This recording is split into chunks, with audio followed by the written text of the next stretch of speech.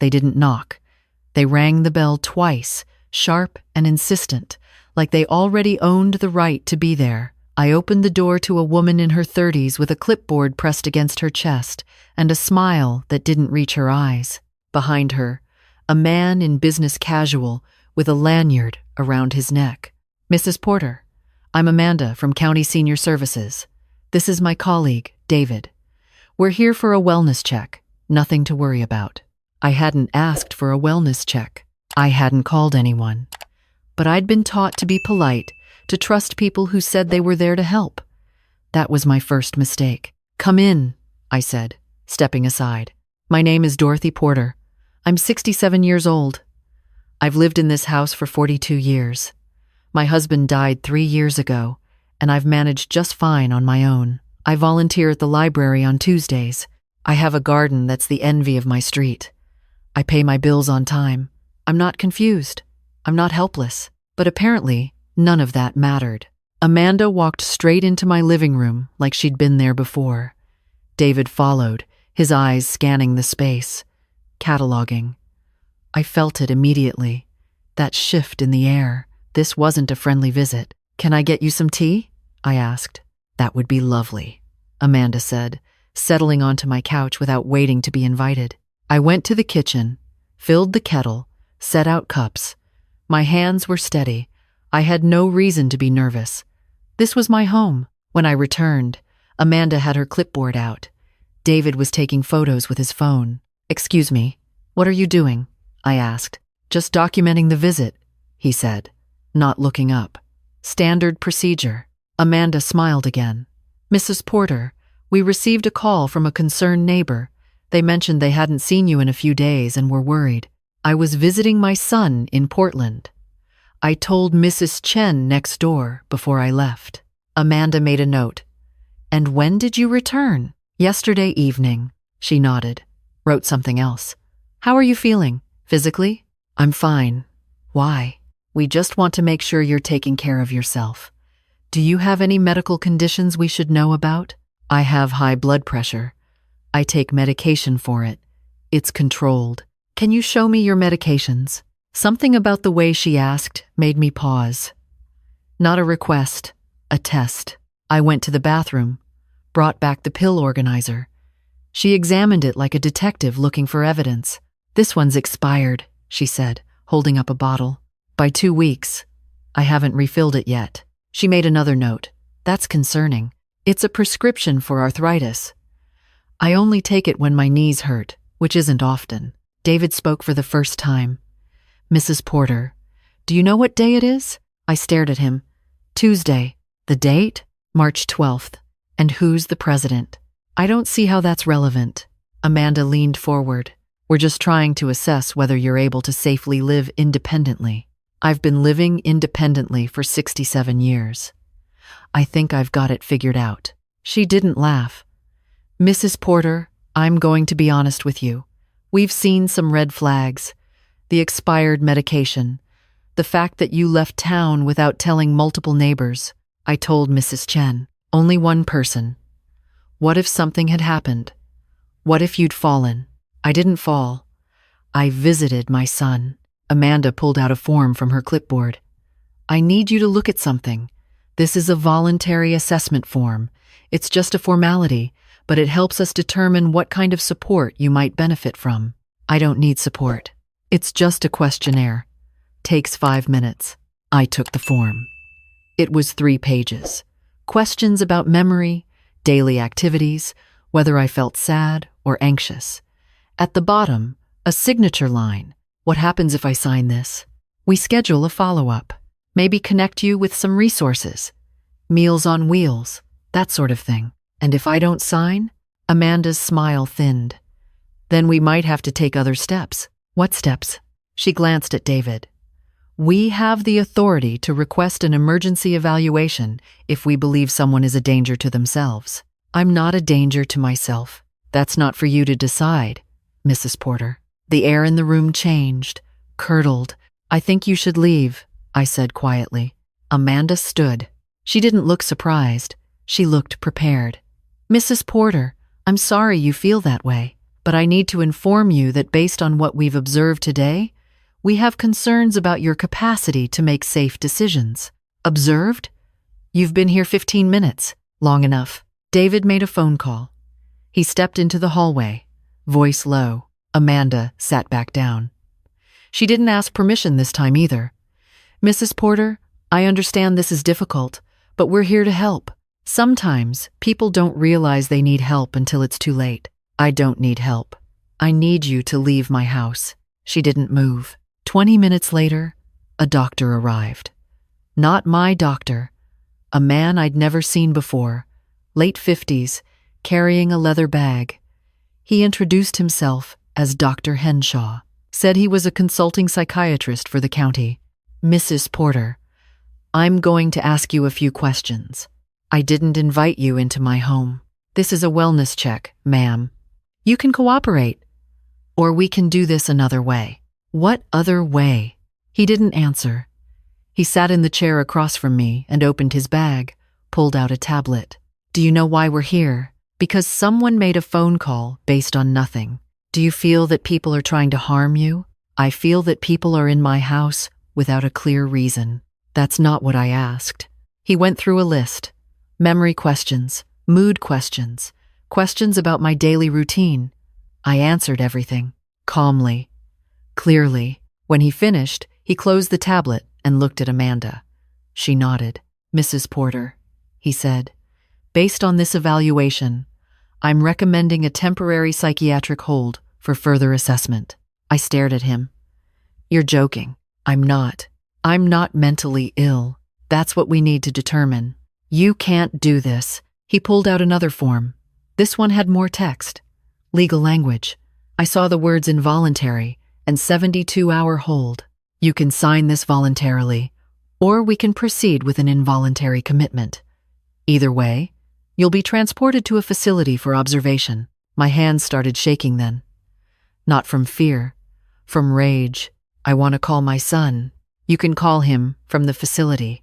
No, I want to call him now. Amanda stood. Mrs. Porter, the more you resist, the more it supports our concerns. That's when I understood. This wasn't about helping me. This was a trap, and I'd let them walk right in. I called Daniel anyway. He didn't answer. I left a voicemail. My voice sounded strange even to me, too controlled, like I was afraid to let it crack. 2 hours later, I was in the back of a transport van. Not an ambulance, a van with the words, Senior Care Services on the side. David drove. Amanda sat in the back with me. Neither spoke. The facility was 40 minutes outside of town, a low brick building with a parking lot full of sedans. It didn't look like a hospital. It looked like an office park. Inside, fluorescent lights, beige walls. A woman at a desk who asked for my name and birth date. She handed Amanda a folder. Everything was already prepared. I was taken to a room on the second floor, small, a bed, a chair, a window with a view of the parking lot. No lock on the door, but I knew I couldn't leave. A nurse came in, young, efficient, took my vitals without making eye contact, left a cup of pills on the side table. What are these? Anxiety medication? Doctor's orders. I'm not anxious. I'm angry. It's on your chart. I didn't take them. I set the cup on the windowsill and sat on the bed. Waited. Daniel called back 3 hours later. The nurse brought me a phone. Mom, what's going on? I told him everything. He was quiet for a long time. Did you sign anything? No. Good. Don't. I'm calling a lawyer. They said it's a 72-hour hold. It's not. Not if you didn't consent. Sit tight. I'm driving up tonight. He arrived at 10 that night. They wouldn't let him see me. Visiting hours are over, they said.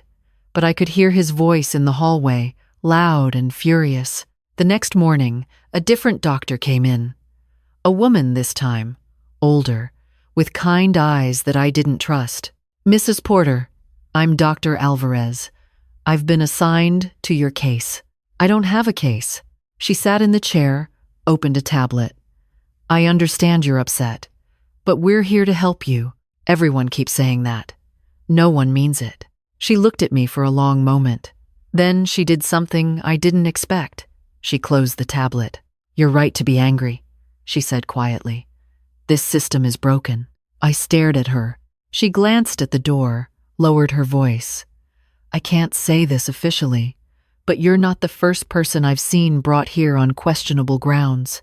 You probably won't be the last. Then why do you work here?" "Because someone has to try to do the right thing within it." She opened the tablet again, tapped the screen. "Your son's lawyer has already filed for your release.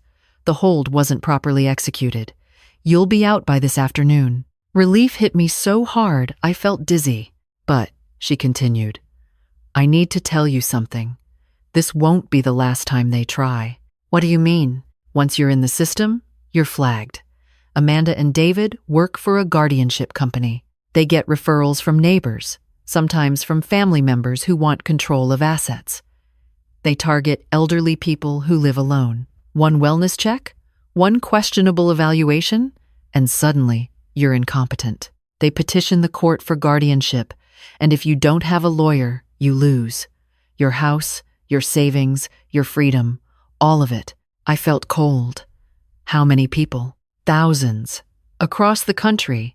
It's a business. And it's legal. That's insane." She stood. "Get a power of attorney document. Medical and financial. Give it to someone you trust completely. Not a relative who might want your house. Someone whose only interest is your well-being. And never, ever let a social worker into your home without a lawyer present." She left. 30 minutes later, a nurse came in with discharge papers. Daniel was waiting in the lobby. He looked like he'd aged 10 years overnight. We drove home in silence. When we pulled into my driveway, Mrs. Chen was standing on her porch. She hurried over. "Dorothy, I'm so sorry. I had no idea." "What do you mean?" "That woman, Amanda, she came to my house a week ago, said she was doing a neighborhood wellness survey for seniors, asked if I knew anyone who lived alone, who might need support. I mentioned you'd gone to Portland. I thought I was being helpful." My chest tightened. "You were." She started crying. I didn't know they'd do this." I hugged her. "It's not your fault, but I knew it wasn't just her. It was the system, the one Dr. Alvarez had called broken. The one that turned neighbors into informants, wellness checks into traps, help into control." Daniel stayed for a week.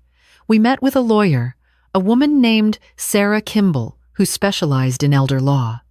She was blunt. "You were lucky. Most people don't have a son who can drop everything and drive up. Most people don't know they have rights. They sign the forms because they're scared or confused. And once they sign, it's almost impossible to undo." She helped me draft power of attorney documents, medical, financial. I gave them to Daniel and to my daughter in Seattle, split authority so no one person could make decisions alone. She also helped me file a complaint against Amanda and David's company. "It wouldn't change anything immediately," she said, "but it creates a record." 2 months later, Sarah called. 3 other people have come forward. Same company, same pattern. We're building a case. I started attending county meetings, speaking at public comment sessions. I wasn't the only one. There was a woman named Judith who'd been held for 6 days. A man named Frank, whose daughter had tried to get him, declared incompetent to take his farm. We formed a group, Elder Rights Coalition, met every Thursday at the library. We created flyers. Know your rights. Never sign without reading. You can refuse. You can call a lawyer. We distributed them at senior centers, doctors' offices, anywhere that would let us. Some people thought we were paranoid. One woman told me I was scaring people unnecessarily.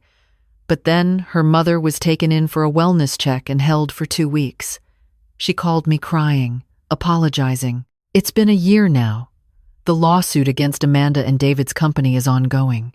Sarah says it could take years, but 3 other states have started investigations into similar companies. I still live in my house. I still garden. I still volunteer at the library. But now, I also speak at town halls, at senior centers, at anyone who will listen. Because here's what I learned. They count on silence. They count on embarrassment. They count on people thinking, this can't happen to me. But it can. It does. I was lucky. I had a son who could fight for me. I had resources. Most people don't. So I fight for them now. Last week, a woman called me. She'd found my number on one of our flyers. Her mother had just been visited by a social worker with a clipboard. The social worker had asked to see medications, had asked about memory, had pulled out forms. I told her, don't sign anything. Don't let them in without a lawyer. Call me if they come back. She did, and we showed up, 3 of us from the coalition. We stood on that porch and we said no. The social worker left. Later, the woman's mother made us tea. She was 81, sharp as a tack, lived alone, took care of her own garden, just like I do. She's one of the lucky ones. She knew to call for help, but there are so many who don't, who open the door because someone says they're there to help, who sign because they're told it's routine, who end up in facilities they don't need, losing homes they've lived in for decades, because the system profits from their silence. I was almost one of them. Now I'm not silent, and I won't stop talking until this changes, because a wellness check should never feel like a verdict, and help should never come with handcuffs.